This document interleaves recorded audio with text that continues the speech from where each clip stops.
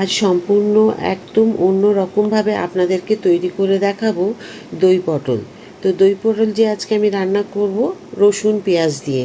এর আগে আমি নিরামিষ দেখিয়েছি রসুন পেঁয়াজ ছাড়া। তো আজকে তার জন্য নিয়েছি আমি একটা মিডিয়াম সাইজের পেঁয়াজ কেটে নিয়েছি, রসুন নিয়েছি আর 7-8 কোয়া, আর 1 ইঞ্চি আদা, আর ঝাল যে যেরকম খাবে সেই অনুপাতে নিয়ে নিতে হবে। তো এই মশলাগুলো এখন আমি মিক্সিতে বেটে নেব, দিয়ে আপনাদের দেখাচ্ছি। এখানে আমি একটা কড়াই বসিয়েছি, দিয়েছি সাদা তেল। রান্নাটা সম্পূর্ণ সাদা তেলে হবে, একদমই সর্ষের তেল দেবো না আজকে। আর পটলগুলোকে পুরো খোসা ছাড়িয়ে লম্বা করে একটা করে কেটে নিয়েছি, তারপরে এভাবে আমি ভেজে নেব। দিয়ে দেব একটা ঢাকা।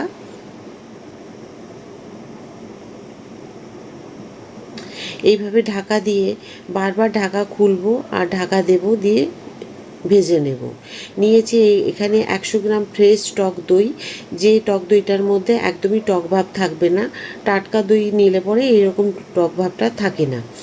আর যদি দেখবেন 1 দিন 2 দিনের হয়ে যায় তাহলে কিন্তু বেশ টক হয়ে যায়, সেটা খুব একটা বেশি ভালো লাগে না। কারণ দই পটল নাম হতে পারে কিন্তু খুব বেশি টক হবে না এর মধ্যে।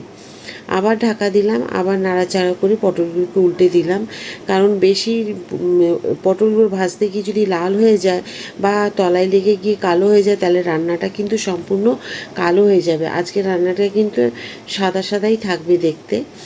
আর দই পটল তো এমনি সাদা হয় দেখতে, যদিও ধরুন অন্য সময় এক আধবার রান্নাতে করেছি আমি একটু লালচে ভাব, কিন্তু এটাতে একদমই লাল করা যাবে না, বেশ ভালো লাগবে দেখতে, সাদা সাদা দেখবেন রান্নাটা।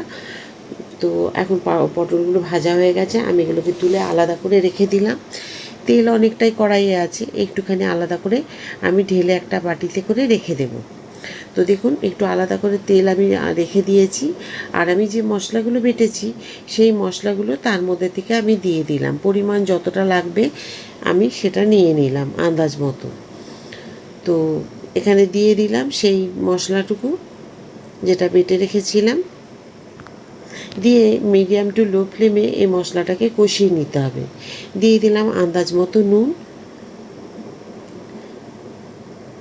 একদমই হাই ফ্লেমে কষানো যাবে না, কারণ হাই ফ্লেমে কষাতে গেলে একটুখানি লাল হয়ে যাবে, আর লাল হয়ে গেলে রান্নাটা খুব একটা ভালো লাগবে না দেখতে, আবার বলে দিলাম সেই কারণে।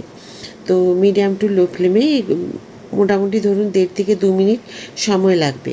পরিমাণ আবার বলে দিচ্ছি, রান্নার পরিমাণ যতটুকু থাকবে সেই অনুপাতে দেখবেন মশলা কষানোর সময়টাও লাগে। যদি বেশি রান্নার পরিমাণ হয় তখন কিন্তু মশলাও অনেকটা থাকে, কষাতেও সময় লাগে। যেহেতু কম সেই জন্য সময় কম লাগবে। এখানে আমি নিয়েছি 10টা কাজু মিডিয়াম সাইজের, আর 1 চামচ হচ্ছে 4 মগজ, দিয়ে এটাকে বেটে রেখেছিলাম আলাদা করে। ওটাকে দিয়েও মোটামুটি ধরুন 1 মিনিট মতো মিডিয়াম টু লো ফ্লেমে মশলার সাথে কষিয়ে নিলাম। তো আগে মশলাটা কষালাম, তারপরে কিন্তু আমি কাজু বাদাম আর 4 মগজ বাটাটা দিলাম। দিয়ে দিলাম পটলগুলো ভেজে রেখেছিলাম যেগুলো সেইগুলো।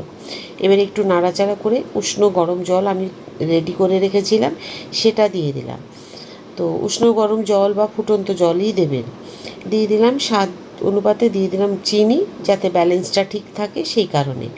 এবার আমি একটুখানি ঢেকে দেবো মোটামুটি 1 থেকে 1.5 মিনিট বা 2 মিনিট। যখন দেখবো বেশ ভালো মতো ফুটে উঠেছে তখন যে ফেটিয়ে রেখেছিলাম দই, সেই দই দিয়ে দিলাম। দইয়ের বাটিতে একটু অল্পখানি জল দিয়ে আমি ধুয়ে ওই জলটুকু আমি এখন দিয়ে দেব। ব্যাস, এবারে দই দিয়ে আর বেশিক্ষণ ফোটানোর দরকার নেই। দেখুন যেটুকু জল আছে মনে হচ্ছে যেন খুব বেশি, তা নয়। যখন দেওয়া হবে দই, 4 মগজ, কাজু বাদাম এগুলো কিন্তু ঠান্ডা হয়ে গেলে একটুখানি বসে যায়। তো এইটুকু যদি না থাকে তখন কিন্তু একদম শুকনো শুকনো হয়ে যাবে। তো এখন আমি বাটির মধ্যে ঢেলে নেব একটা আলাদা জায়গায়।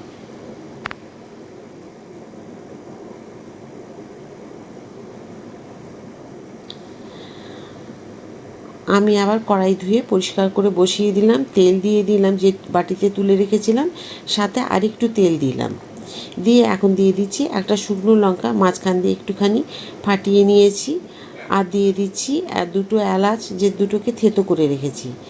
দিয়ে যখন দেখব সুন্দর একটা গন্ধ আসছে একটু নাড়াচাড়া করে নিতে হবে, নাহলে একদম লো ফ্লেমে রেখেছি, তো একদম হাই ফ্লেমে দিলে আবার ওটা পুড়ে যাবে। তো একটুখানি নাড়াচাড়া করে নিই। যখন দেখব সুন্দর একটা গন্ধ বেরিয়েছে এলাচের আর শুকনো লঙ্কার, তখন দিয়ে দেব আমি হাফ চামচ মতো কালো সর্ষে। এই যে দেখুন, কালো সর্ষে আমি হাফ চামচ দিয়ে দিলাম। এবার সর্ষে দেওয়া মাত্রই কিন্তু জানেন তো বেশ ভালো ফুটতে থাকবে, চারিদিকে ছিটিয়ে আসবে। তো এই সময়তে কিন্তু গ্যাসের ফ্লেম যখনই সর্ষে দিয়ে রান্না করুন একদম লো করে দেবেন, তাহলে কম ছিটিয়ে যাবে চারিদিকে, আর হাই ফ্লেমে থাকলে চারিদিকে ছেটাতে থাকবে। নিয়ে নিচে 1 চামচ কসুরি মেথি এই তেলের মধ্যে দিয়ে দিলাম। এর আগে আপনাদেরকে দই পটল দেখিয়েছি নিরামিষে, আমি দিয়েছিলাম কারিয়া পাতা, শুকনো লঙ্কা আর সর্ষে কালো। তো ওই ফোড়নটা দিয়েছিলাম। আজকেরটা কিন্তু সম্পূর্ণ আলাদা, মশলা আলাদা, ঝোঁক দিচ্ছি সেটাও আলাদা, রান্নার ধরনটা আলাদা, এর স্বাদও হবে সম্পূর্ণ আলাদা। তো সেই কারণেই এই রান্নাটা অবশ্যই একবার তৈরি করে খাবেন, কোনোভাবেই মিস করবেন না। এই রান্নাটা কিন্তু সব কিছুর সাথে খুব ভালো লাগবে খেতে। বিরিয়ানির সাথেও আপনারা খান, যে এরকম রায়তার পরিবর্তে এই রান্নাটা খাবেন, দেখবেন বিরিয়ানিতে খুব ভালো লাগবে। পোলাওয়ে যারা একটুখানি ঝাল টক মিষ্টি খেতে ভালোবাসেন তারাও এটা নিতে পারেন। রুটি লুচি পরোটা সকলের সাথে, নানের সাথেও ভালো লাগবে। তো এর মধ্যে আমি আরেকটা জিনিস দেব, যেটা আপনাদের দেখাইনি, এবার দিয়ে দেব। দিলে কিন্তু খুব সুন্দর হবে খেতে, অবশ্যই দেবেন। আর যদি বাড়িতে না থাকে না দিলেও চলবে, এই ফোড়নে কিন্তু খুব ভালো লাগবে। দিয়ে দেবো অল্প 1 চিমটি মতো অরিগেনো, এখন দিয়ে দিলাম এর মধ্যে। দিয়ে এর স্বাদটা কিন্তু একদম আলাদা হবে। আশা করি আপনাদের ভালো লেগেছে রান্নাটা দই পটলের। যদি ভালো লেগে থাকে অবশ্যই একবার তৈরি করে খান। আমি আবার একটা নতুন রান্না নিয়ে চলে আসবো। সবাই খুব